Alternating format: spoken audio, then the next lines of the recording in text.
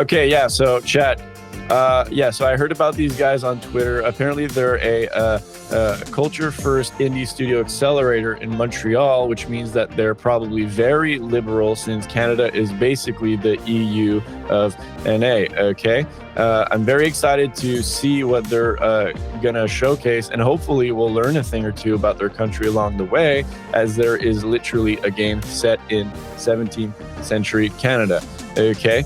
So let's take a look. And I really like the name of their studio. It's called the Indie Asylum. It's kind of a banger name. Okay, chat. Listen.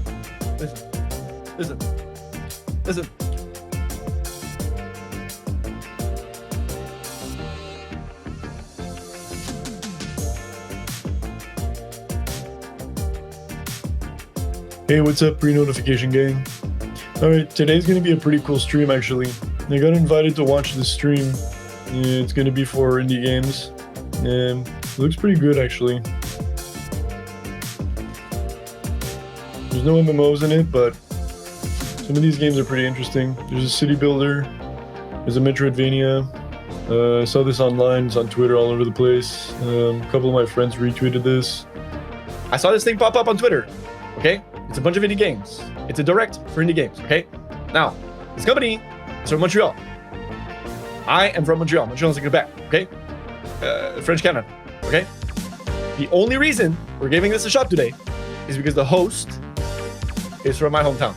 Now, we're gonna see if it's good. If we like it, we're gonna play one of the games, okay? We're gonna reach out, we're gonna play one of the games. Who are they? I think it's this company in Montreal. They're called the Indie Asylum. And from what I know is they're like a collective of indie studios, and they kind of like work together, share resources, and they make games. So yeah, they look pretty interesting. I saw the teaser. Yeah, so we're gonna do that today. Dude. You missed a bunch of subs? Oh shit, sorry. Let me go see. Frack the Gods, thanks for the gifted subs. Cheen, thanks for the gifted subs. Mark, hey, welcome to the stream. Bear Jitsu, thanks for the sub. Queef Monster, hey. Dude, that's not...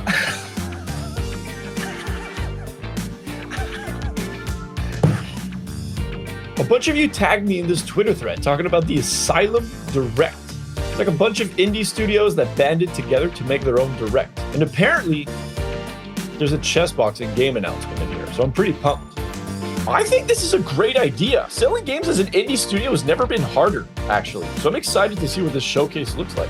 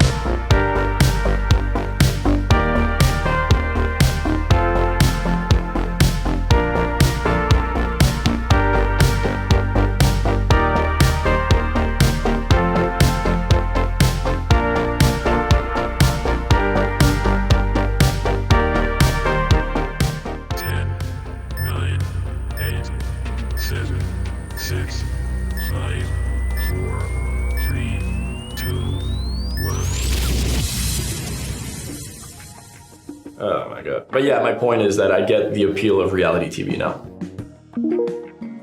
Hey everyone, sorry I'm late. Hey Tony, what's up? I have some good news. The Asylum Direct is officially a go, so we can start working on it like right now, like today. I do have bad news though. Like everything else we do, the budget is kind of on the lower side. Oh god. Have we reached out for sponsorships? No replies yet, not even. Oh, we're down bad. Okay, go ahead, Alex. With the rise of social gaming and AR, I thought it would be cool if we went old school and bring back Bitmojis.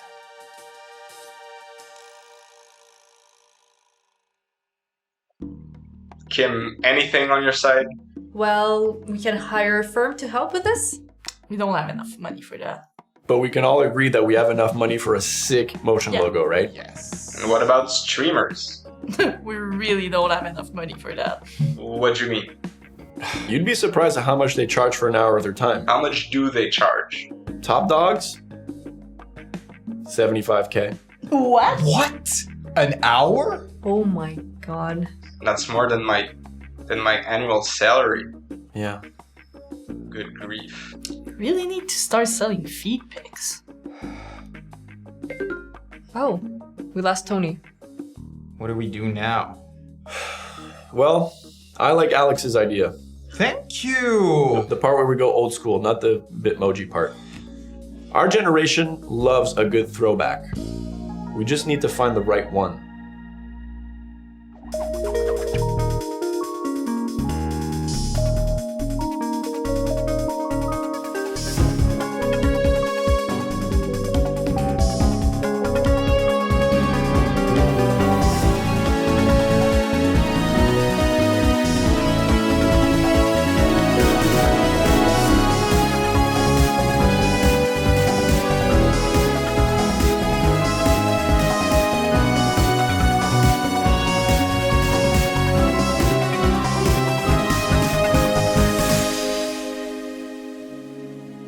All right, people, what do we got?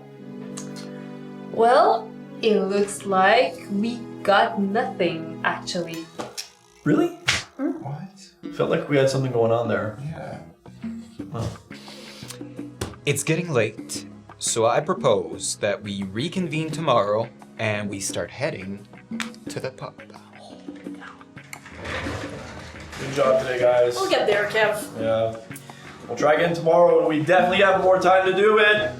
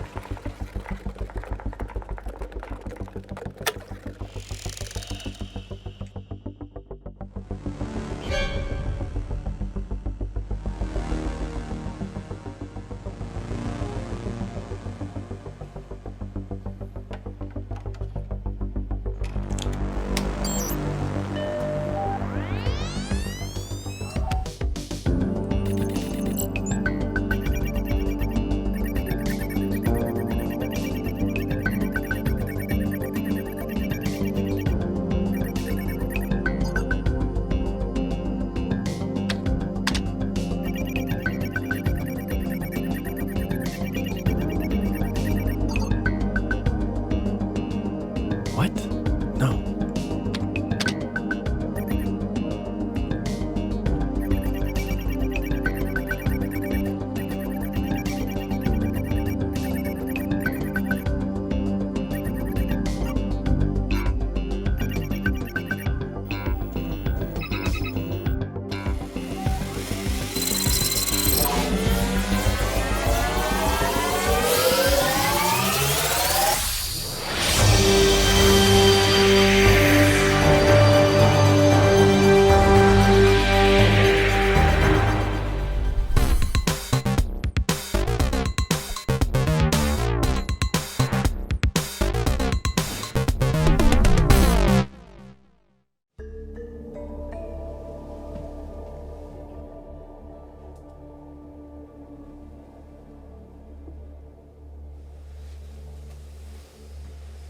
Alexis, Kevin, thank you for joining me today for this ritual. thank you for having me. I'm always looking for an opportunity to serve the old ones. You and your team are working on this new game called Worship. Tell me more about it.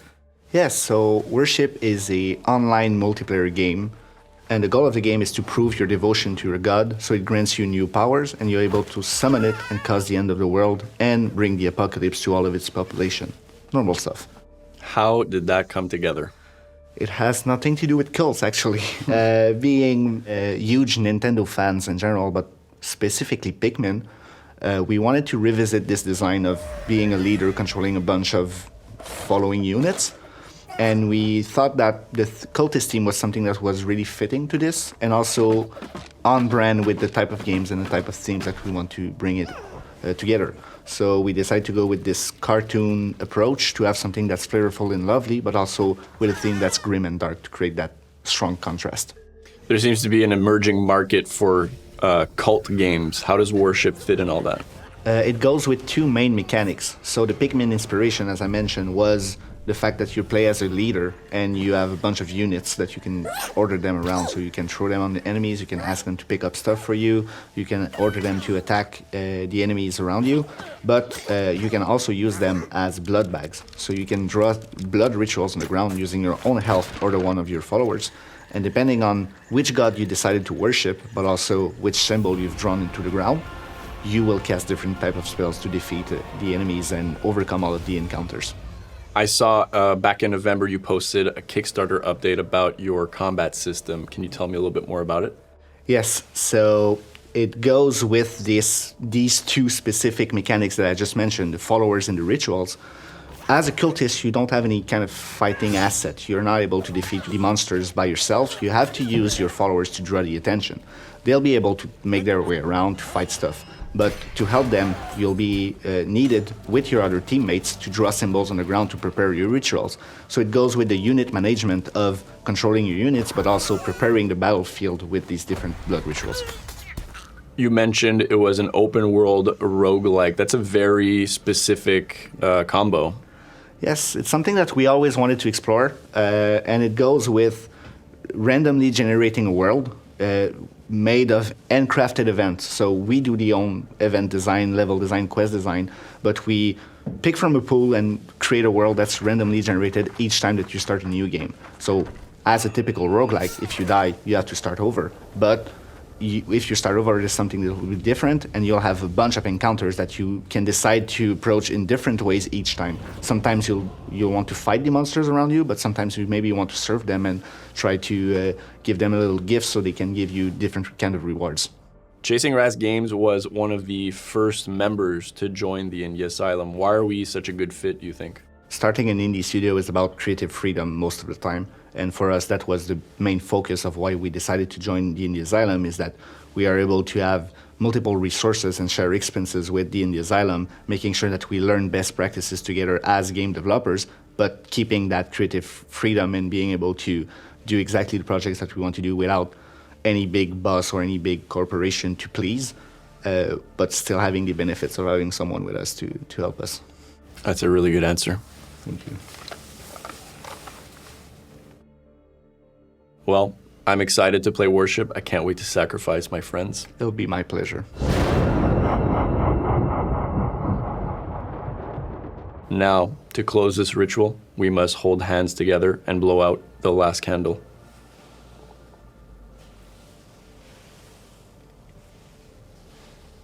I love you. I know.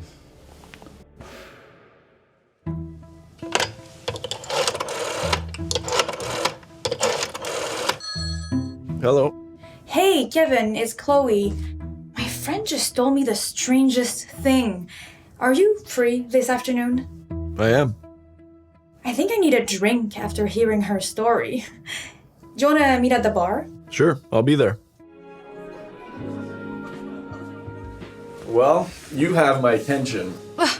You're never going to believe this. You sounded pretty rattled on the phone.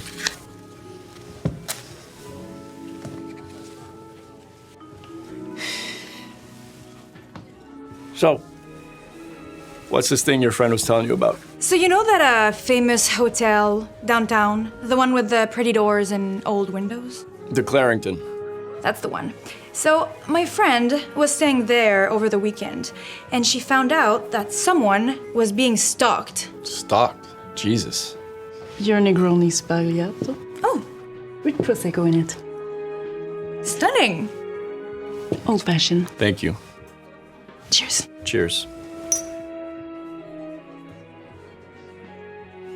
So, it all started with a maid finding something really unusual. Apparently, she was cleaning one of the rooms Mr. Spade? when she found something really disturbing in one of the guests' bathroom. Curiosity got the best of her, so she continued snooping around the guests' belongings. And she found some really strange notes laying around. Notes? What kind of notes? Notes with information about other guests. Stuff like who they are, where they're from, that sort of thing. Let me get this straight. First of all, she was going through their personal belongings. Why did that guest have all the information on other guests? You're asking exactly the right questions. First, it was the notes, but then she kept finding Finding what? unsettling things. And the best part? It was all connected somehow. Connected. Connected how? That's the thing, I don't know that part. My friend didn't tell me those details. But apparently the maid talked to some of her colleagues, and together they tried to figure the mystery out. That sounds dangerous. What if somebody caught her snooping? What if she had to ask the wrong person? Well, it's just the tip of the iceberg. Nobody really knows what happened, except the maid. It's all one big mystery. I can't believe that happened in real life, especially so close to home. I wish I had been there. Then I would have known all the juicy details. You never cease to amaze me. I gotta powder my nose.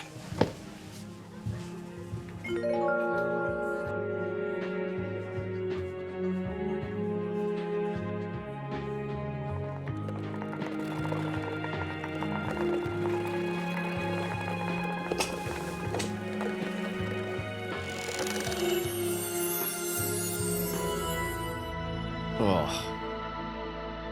Hey Kevin, I challenge you to a duel.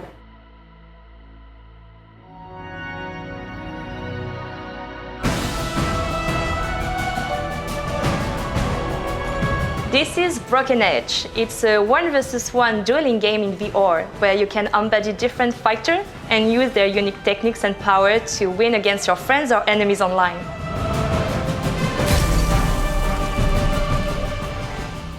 There are many fighters. How do I choose from this amazing list? Well, I'm glad you asked. In fact, each fighter has their own playstyle based on their martial arts and also their own weaponry. So you won't move the same way depending the character you choose. As an example, the duelist, which is my main by the way, is all about fencing and stabbing. So it really depends on your personal preferences. Well, I grew up with medieval movies, so I will be a knight. Good choice. I'll take my dear duelist. Great, you're main. I can't wait to see how this is gonna go. I will show no mercy. Oh, excellent. On guard. So, what's the multiplayer like for this game? Will I be able to play against people around the world? Absolutely. You can play Broken Edge anywhere. You can also play cross-platform on MetaQuest 2, Pro, and PC VR. Very cool. Hooah! I saw that there were 6 distinct characters. Are there any plans to add more? Oh, we have plenty of new characters coming, beginning with the Viking, whom you will play soon. Viking.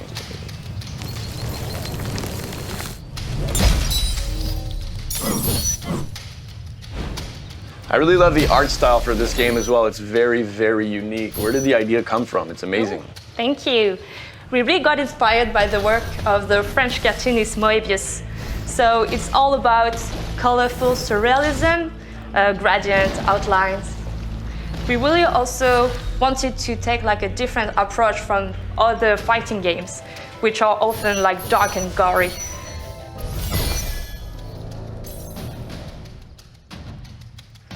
Sorry about that, Kevin. I accept this.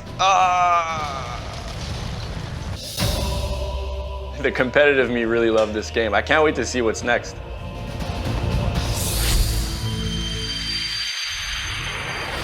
Oh, my head hurts. Wait, where am I? How did I even get here? Hey, is that a squirrel? Oh, hey, little guy. What's that? Timmy's stuck in a well? Wait, why can't I understand you? I don't remember learning Squirrelish. I'm not sure. I remember being on a bridge, and now I'm in the sky? Wait, how am I even standing up? What is here? I'm sorry. Ginunga what?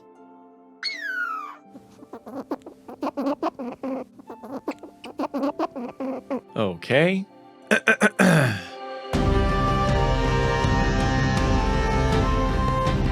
Roots of Yggdrasil presents a very rare blend of genres, introducing a strong narrative aspect and a city builder with roguelike elements. The player must always build on a new set of procedurally generated islands, trying to escape the Dark Void. Each run brings perks and abilities that will carry on even after failure, as in any good roguelike. As for our hero, you play as Suna, a scion living in the Holt whose task is to rebuild the world tree. On each run, Suna and her friends will encounter deities and mythical creatures such as the sly and conniving Ratatoskr that will aid them on their journey while providing additional quests and storylines whose progress will be fully controlled by the player. However, you mustn't forget the main quest, which is to reach the top of Yggdrasil. In between loops, players will revisit the Holt, a safe haven serving as a main hub. When supplies are gathered and roots are nurtured, players can customize and build a permanent settlement with unique buildings enabling a multitude of upgrades and trading opportunities that will help them during their runs. It's also a good moment to get to know the other survivors that join you on your expeditions. Once you're ready, you'll set course for another expedition by taking the portal to another shard of Yggdrasil in hopes of nurturing that one back to life.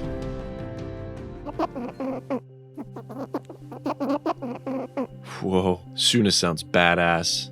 Do you think I can meet her? Aw, thanks.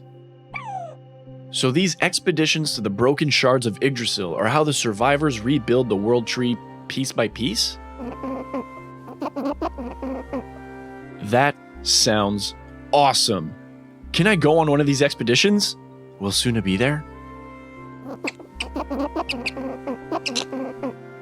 If you think you have what it takes, embark on an expedition right now by heading over to our Steam page and trying out our demo? Sweet, count me in. Wait, there's something else. If you're looking to join the Scions and help rebuild a civilization that once ruled peacefully, proving you're worthy of ascension, our Kickstarter campaign is live right now, and every little bit of aid can help nurture the world tree back to its original glory. For Yggdrasil! Manavoid has also been co-developing a game with indie Asylum newcomers, Bad Res Games. Bringing brains and brawn together, they're currently working on a game inspired by the hybrid sport of chess boxing, a sport that combines the traditional board game with the combat sport, where one can only win by checkmate or knockout. If you're a fan of chess or fighting games, or both, you won't want to miss this. Follow them on Twitter or join the Indie Asylum Discord to know more about it. Speaking of upcoming titles, Be Different Games have recently joined the Indie Asylum and are working on quite an interesting project. Hold on to your hats and mustaches, you might know him from famous movies such as The Kid, The Great Dictator, or Modern Times. The tramp himself, Charlie Chaplin, is entering the video game world. If you want to know more about this project, join the Indie Asylum Discord. Launched in spring of 2022, Forward Escape the Fold is a bite-sized roguelike dungeon crawler that pins your champion against gruesome monsters and a relentless crawl through the card-based dungeons where your only options are to keep moving forward. This game was made by a solo developer based in France named Chris, who also works at the Indie Asylum. He initially posted it on itch.io, where it first gained a lot of attention, and after a successful Kickstarter campaign, Chris decided to launch Forward on Steam, making it the Indie Asylum's first self-published video game. It's available now, but if you're on the go and you're looking to play on a handheld device, look no further. None can escape the fold.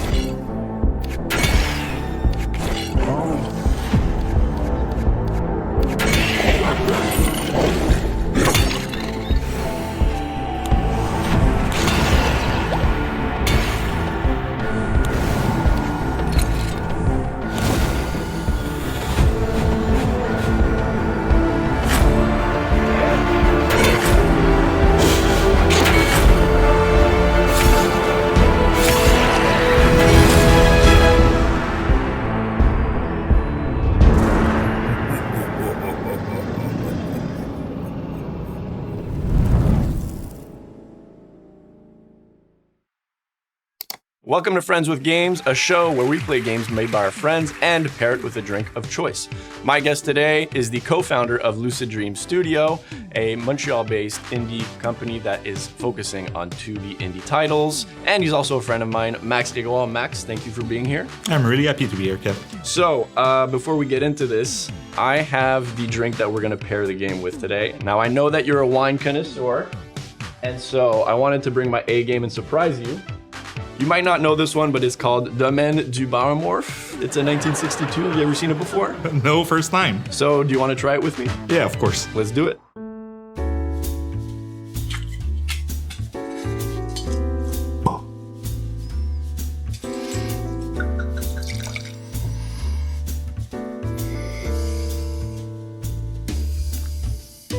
Cheers. Cheers. So today we're playing a game called Biomorph, which is the game that you and your team are working on. Now, one of the taglines I saw on Nintendo Life said, Hollow Knight meets Kirby. How did that come to be? Well, first of all, Biomorph is a Metroidvania 2D games, end-run, and it's set in a science fantasy setting that is coming out on PC and consoles. So the main game revolves around the biomorph mechanics. So when you kill an enemy in the games, it's possible to take its body. So you take control of the creatures, so you have access to its ability and also its control scheme.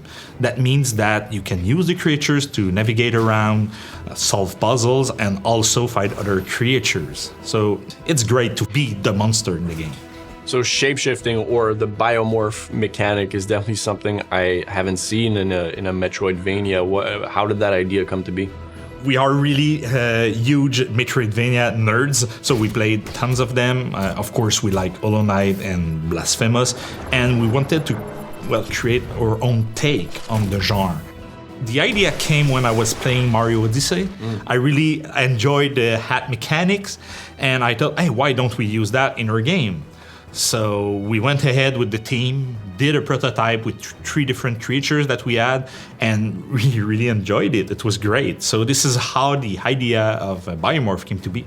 I know Souls-like games are super well appreciated, but now Metroidvania Souls-likes are kind of on the rise. What's something Biomorph has that maybe others don't have to offer? Well, other than the biomorph mechanic, we also add some novelties to the genre. One of them is what we call the AI progress. When you biomorph a creature, it has a cost. So biomorph creature now develop new ability that they can use against you. As an example, let's say that you fight a tank creature, it could develop a dash ability that they can use to attack you, and it adds some challenges when you come back to previously visited area. Also, we have the city customization.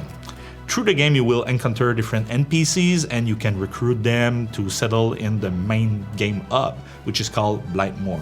You can help them to rebuild their structure, and it will unlock some services that they provide, like quests and shops. Also on PC, we're looking to add modding so people can create new assets and integrate it in the game for the look of the building.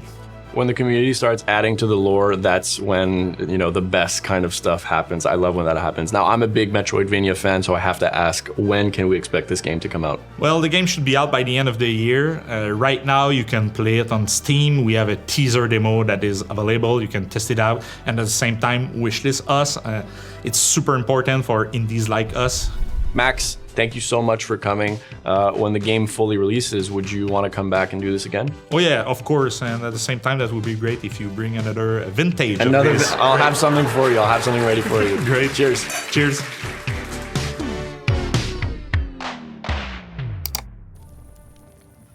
Kim, what is Unreliable Narrators? Well, Unreliable Narrators is a new studio from Montreal, and we're a bunch of passionate game designers that have the mission to create games that gives a voice to those we don't hear often enough. And what are you working on right now? Well, our first game that we're making is called Two Falls, and it's a narrative explorative game where you discover the story of two people from their unique points of view. So it's a story told from two different perspectives then. Yeah, exactly. So we have our main characters who are Jeanne and Maikan, and you discover the world through their eyes. So we have two very unique and distinct artistic directions to support that. So you will understand how they feel, how they see their world, how they understand their world, how their culture impact all of this. So you will discover a story through their eyes. Where do these characters come from? Well, we have Jeanne, who is a young French woman who is leaving France for the New World in Nouvelle-France. She embarks on a journey to cross the Atlantic and start a new life in Nouvelle-France. And on the other side, we have Maikan, who is a young man in Innu, who notices a change in his world, so he will get outside and discover what is disturbing all of the peace in his world. What kind of experience is this? I guess we can call it an interactive drama, because the choices that we make will shape the characters to decide how they will evolve, how they will act in certain events, and how you will interact with other people as well. And you mentioned Canada earlier. Where or maybe when does this take place in Canada? We decided to set Two Falls in the 17th century Canada. That's not a usual setting for a game. Not many games have chosen this time period. What was so significant about this one in particular? Well, I guess it's an important point in our Canadian historic heritage, but it also gave us the chance to tell the story from indigenous communities with when we have a character that is from the Innu culture communities, Maikan, and we integrated people from the indigenous communities in key creative roles, and also we have a council of elders to validate how we're portraying what we want to show into the game in terms of culture from Wendat and Innu, and what message we want to transmit to the new generation. That has been very rich and fun way to create this game.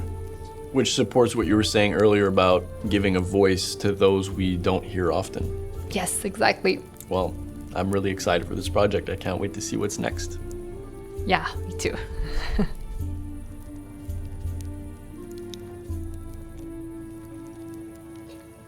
Kev, your s'mores is burning. Kevin? Kevin, wake up! Huh? You fell asleep.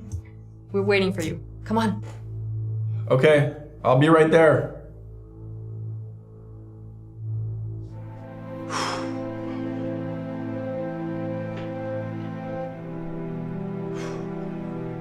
Let it rip.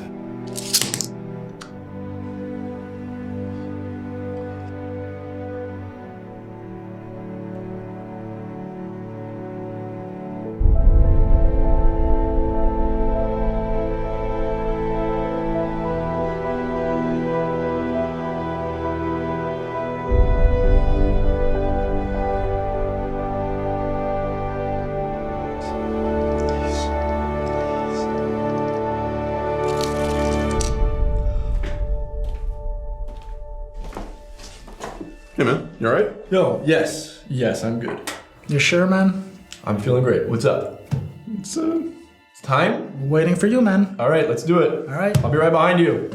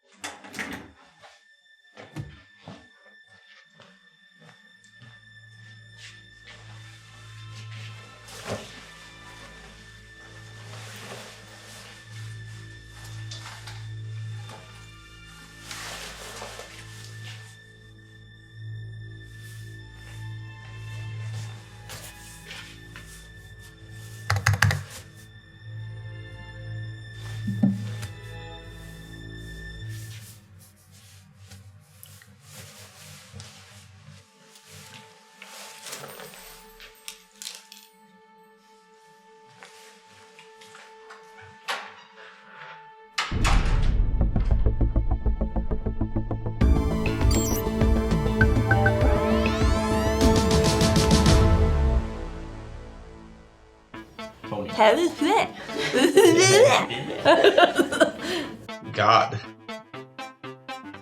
What am I doing with my life? Oh, we lost Tony. Oh, we lost Tony.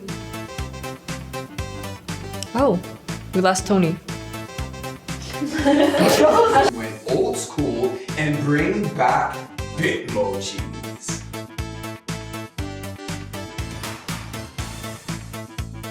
Sorry, that was... Alors ça, c'est le plus long de l'histoire. Okay.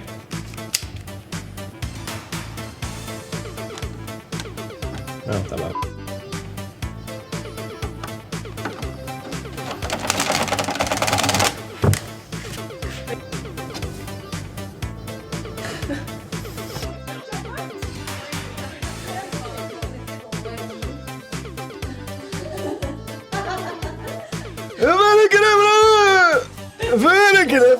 Oh.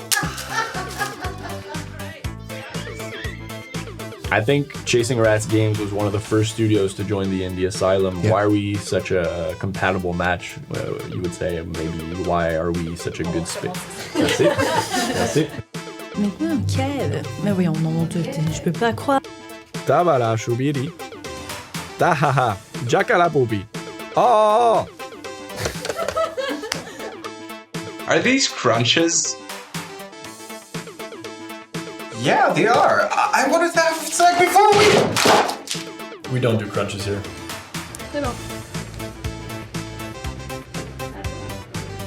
Hey Kevin, I challenge you to a duel.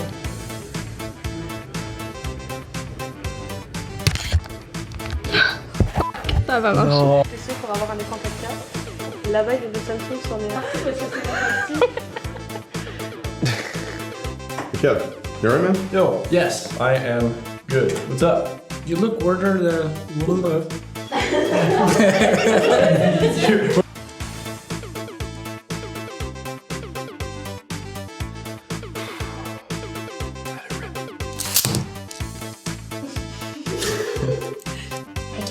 Huh?